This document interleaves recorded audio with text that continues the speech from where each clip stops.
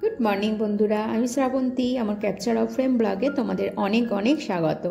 আশা করছি তোমরা সবাই ভালো আছো আর আমিও ভালো আছি। আজ হচ্ছে শুক্রবার, 14ই নভেম্বর, আর এখন ঘড়িতে বাজে প্রায় 10টা। এখন থেকে তোমাদের সাথে নিয়ে আমার ব্লগটা স্টার্ট করছি। আশা করছি তোমাদের ভালো লাগবে। তো আজকের ব্লগটা একটু লেট থেকে শুরু করলাম, কারণ হচ্ছে কর্তামশাইয়ের মর্নিং ডিউটি ছিল। তো একটু দেরিতেই বলেছে যে আমি ব্রেকফাস্ট করে যাব, তো সেটা প্ল্যানিংয়ের মধ্যে ছিল না। তো যাই হোক, ব্রেকফাস্ট বানিয়ে দিয়েছি, মেয়ের ব্রেকফাস্ট বানিয়েছি, দুজনের আলাদা আলাদা ব্রেকফাস্ট। আর সেইগুলো করতে করতেই অনেকটা লেট হয়ে গেছে। তার সঙ্গে তো কাচাকুচি, বাসি কাজকর্ম, সংসারের পুজো, জামা কাপড় কাচা, তো সমস্ত কিছু মিশিয়ে একবারে নাজেহাল অবস্থা ছিল। তো সেই জন্য আর সকালবেলা ক্যামেরা অন করতে পারিনি, একেবারে ফ্রি হয়ে ক্যামেরাটা অন করেছি। তো ভাবলাম এত বেলায় যখন সমস্ত কাজ কমপ্লিট হলো, তাহলে একেবারে চা আর টিফিন দুটোই নিয়ে বসি। তো আমি একটুখানি আলু ভাজা করেছি, আলু ভাজা আর ছোলা এটা ছিল আর কি।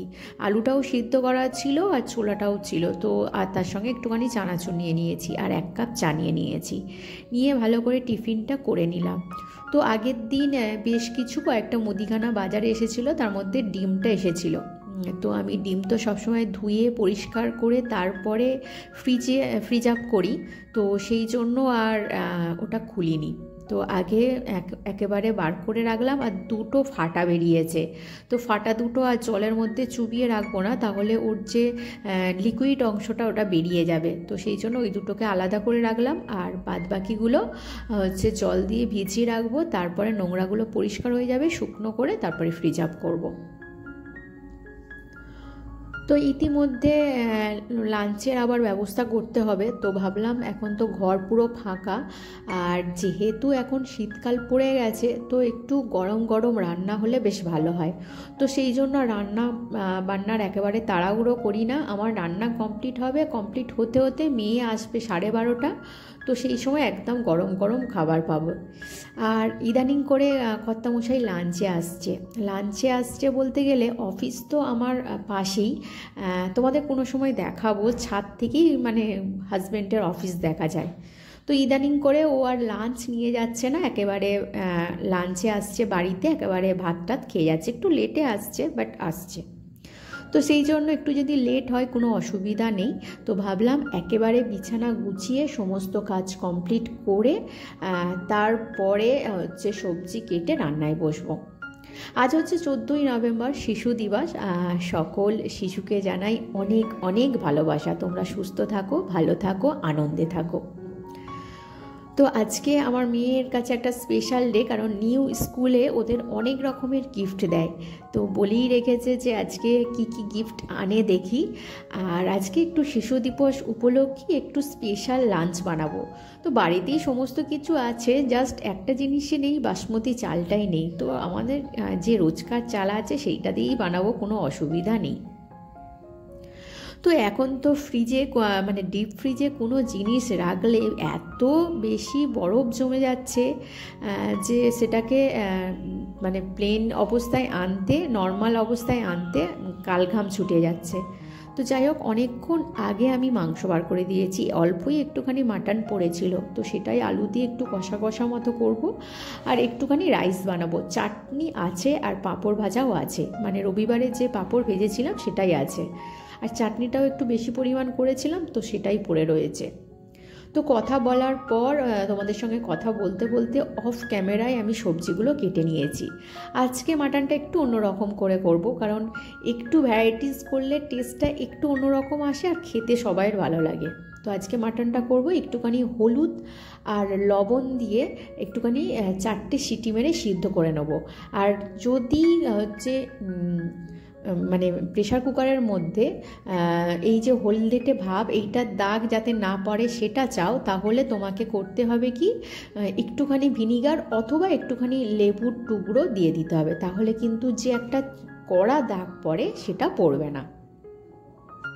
তো নিচে দুধওয়ালা এসেছিলো, একটা ব্রাউন পাউরুটি নিলাম আর 500 গ্রাম দুধ নিলাম, আর তার সঙ্গে সবজিওয়ালাও এসেছে, সবজিও কিছুটা নিয়ে নিয়েছি, খুব বেশি পরিমাণ নিইনি, অল্প পরিমাণ নিয়েছি, কারণ এই সপ্তাহে আমাদের বাড়ি যাওয়ার একটা ব্যাপার আছে, এসআইআর ফর্ম ফিল আপ করতে হবে, তো সেই জন্য অল্প অল্প কিছু নিচ্ছি, কারণ বেশি স্টোর করছি না, তো ওখানের কাজগুলো আবার মেটাতে হবে, তো সেই জন্য অল্প সবজিটা পরে ধুয়ে জল ঝরিয়ে ফ্রিজ আপ করবো। তো এখন আগে রান্নাবান্নাটা সেরে নিই, কারণ রান্নাবান্নার অনেক লেট হচ্ছে। তো আগে দুধটা আমি ফ্রিজ আপ করে দিয়েছি, কারণ নালে নষ্ট হয়ে যেতে পারে, আর পাউরুটিটা তুলে রেখে দিয়েছি। তো এখন শীতকাল পড়েছে, মানে পাউরুটিটা একটু বেশি খাওয়া হবে, বাটার গোলমরিচ গুঁড়ো এগুলো তো একটু বেশি খাওয়া হবে, কারণ শীতকালে এগুলো বেশ ভালো লাগে, গরমকালে আবার এইগুলো খুব একটা ভালো লাগে না, শরীরও গরম হয়ে যায়। আর শীতকালে যেহেতু আমাদের শরীরটাকে গরম রাখতে হয়, সেই জন্য বাটার খুব ভালো, আর গোলমরিচ তো সর্দি কাশি হজমের জন্য খুবই ভালো, তো সেই জন্য। আর আমার মেয়েকে প্রায় সময়ই আমি গোলমরিচ দিয়েই করি, ওর চাউমিন পাস্তা যেগুলো করি, তো সব কিছুতে গোলমরিচ গুঁড়োটা আমি দিই।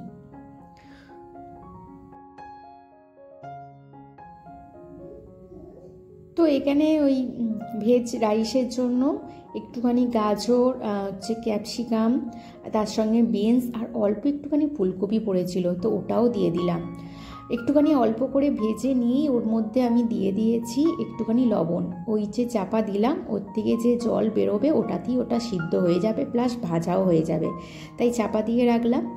আর তারপরে এতে কি হয়, মানে এমনি শুকনো কড়ায় নাড়ালে কি হয়, একটা শুকনো শুকনো ভাজা হয়, কিন্তু চাপা দিয়ে দিলে তো একটা নরমও হয়ে যায়, আর ওই যে শুকনো ভাজার যে একটা মুড়িয়ে যাওয়া অবস্থা সেটা হয় না, দেখো, তো এইরকম অবস্থায় চলে আসে। তো এর মধ্যে আমি কাজু আর কিশমিশটা দিয়ে ভেজে নেবো, একটু বাটার দিয়ে, বাটারের প্রয়োজন নেই, কড়ার মধ্যে যে তেলটা ছিল তো সেই তেলের মধ্যেই ভাজা হয়ে গেছে।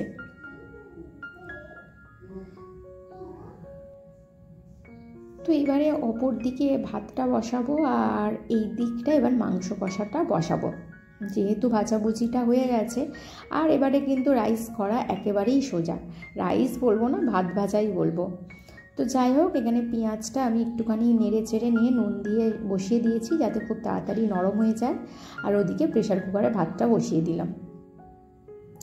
তো এখানে একটুখানি গরম মশলা ফোড়ন দিয়ে পেঁয়াজ ভেজে নিয়েছি, এর মধ্যে এবার আদা রসুনের পেস্ট দিয়ে দিলাম, আর এবারে যে মাটনটা আমি সিদ্ধ করে রেখেছিলাম সেটা এবার ভালো করে কষাবো, অল্প অল্প একটুখানি স্টক দিয়ে, আর রোজকার যা মশলা লঙ্কা হলুদ জিরে গুঁড়ো একটু দিয়ে দেবো, ঝালের জন্য একটু কাঁচা লঙ্কা দেবো। তো এবারে কিন্তু খুব ভালো করে কষাতে হবে, পুরো একটা ব্রাউন ব্রাউন কালার যতক্ষণ না আসছে, আর একেবারে তেল ছেড়ে আসছে। আর ওদিকে মেয়ে এসে গেছে, কি গিফট পেয়েছে দেখো।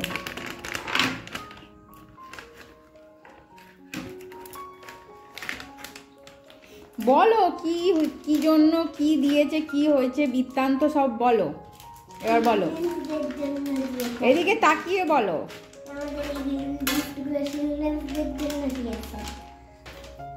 চিলড্রেন্স ডেতে তুমি গিফট পেয়েছো, কি কি পেয়েছো? চকলেট, লজেন্স, আর কি পেয়েছো?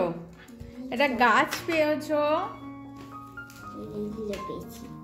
আচ্ছা এখানে কালার পেন্সিল পেয়েছো, পেন্সিল, ইরেজার, শার্পনার, স্কেল, এটা কি কালার, আর দু রকম, একটা পেন্সিল কালার আর একটা স্কেচ কালার, তাই তো? বাহ, কত গিফট পেয়েছো গো। আজই না ওয়াটার কালার কিনে দিতে হবে, আবার ওয়াটার কালার কিনে দিতে হবে।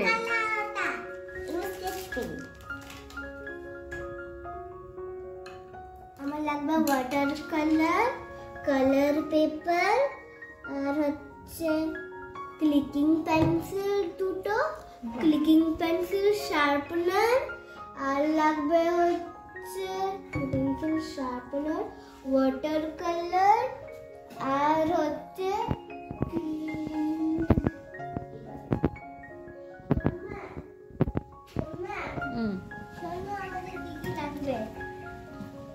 Clicking pencil, sharpener.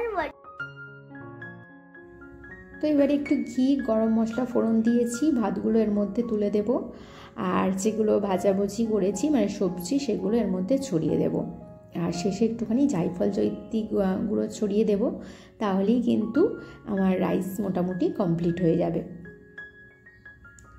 তো মেয়ে এসে গেছে, তো ওর ভীষণ খিদে পেয়েছে, আর আমি ভীষণ তাড়াহুড়ো করছি যেহেতু ওর খুব জোর খিদে পেয়ে গেছে। তো মোটামুটি কড়াইয়ের মধ্যে আরও ঘি দিয়ে মিক্স আপ করে নিয়েছি। এর ওপরে যদি একটু বাটার ছড়িয়ে দিতাম তাহলে ভালো হতো, এতে কিন্তু ভালো টেস্টটা হতো, কিন্তু প্রচুর বাটার খাওয়া হয়ে যাচ্ছে বলে আর বাটার দিলাম না, কারণ সন্ধেবেলা আবার হচ্ছে পাউরুটি নিয়েছি, সেখানে হচ্ছে বাটার টোস্ট খেতে পারে। তো এদিকে দেখো মাটনটা আমার হয়ে গেছে, পরে আরও 3টে সিটি দিয়ে নিয়েছি মানে কষানোর পরে। ব্যাস, এবারে মেয়েকে খেতে দিয়ে দেবো। এরপরে আমি খুব তাড়াহুড়োর মধ্যে ছিলাম বলে আর ভিডিও শ্যুট করিনি, কারণ এরপরে ক্লিনিংয়ের কাজ, মেয়েকে স্নান টান করানো আর নিজেরা লাঞ্চ করব। তারপরে তোমাদের সঙ্গে একেবারে দেখা হচ্ছে বিকালবেলা। তো বিকালবেলা দুপুরবেলা খাওয়া দাওয়ার পরে বেশ কিছুক্ষণ রেস্ট নিয়েছি, তারপরে হচ্ছে আমার টুকটাক এডিটিংয়ের কাজ থাকে, তো সেইগুলো বেশ কিছু এডিটিংয়ের কাজ আমি দুপুরবেলা সারি আর বাদ বাকিটা রাতে করি।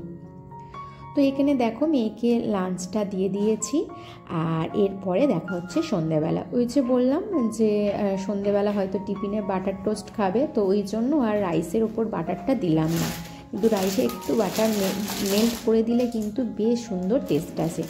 তো পাউরুটিগুলো গরম হয়ে আছে, এর উপরেই একটুখানি বাটার দিয়ে দেবো, আর একটুখানি চিজ ছিল, তো চিজটা একটুখানি পড়েছিল, তো এর ওপরেই দিয়ে দেবো। আর ডিমগুলো এতক্ষণে জল ঝরে গেছে, ফ্রিজ আপ করতে হবে। তো বন্ধুরা, তোমাদের বলে রাখি, আমার ভিডিও যদি তোমাদের ভালো লেগে থাকে তাহলে অবশ্যই একটা লাইক কমেন্ট করে দিও, আর আমার চ্যানেলে যদি নতুন বন্ধু হয়ে থাকে তাহলে অবশ্যই একটা সাবস্ক্রাইব করে দিও। আর যেসব বন্ধুরা সাবস্ক্রাইব করে আমার পাশে আছো তাদেরকে জানাই অসংখ্য অসংখ্য ধন্যবাদ। তোমাদের লাইক কমেন্ট কিন্তু আমাদের ইন্সপিরেশান। তো তোমাদের সঙ্গে আবারও দেখা হবে নেক্সট কোনো ভিডিওতে, নেক্সট ব্লগে।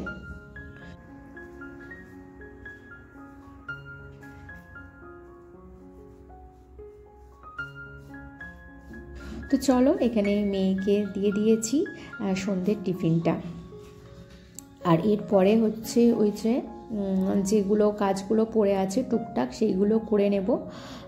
তো যেমন ধরো ওই ডিমগুলো ফ্রিজ আপ করতে হবে, এরকম টুকটাক কাজ, সবজিগুলো ফ্রিজ আপ করতে হবে, এইসব টুকটাক কাজগুলো করে নেব, কারণ সব কাজ তো আর ভিডিওর মধ্যে তুলে ধরা যায় না, তাহলে ভিডিও অনেক বড় হয়ে যায় আর দেখতেও বোরিং লাগে, তাই যতটুকু দেখানো যায় ততটুকুই দেখানো হয়।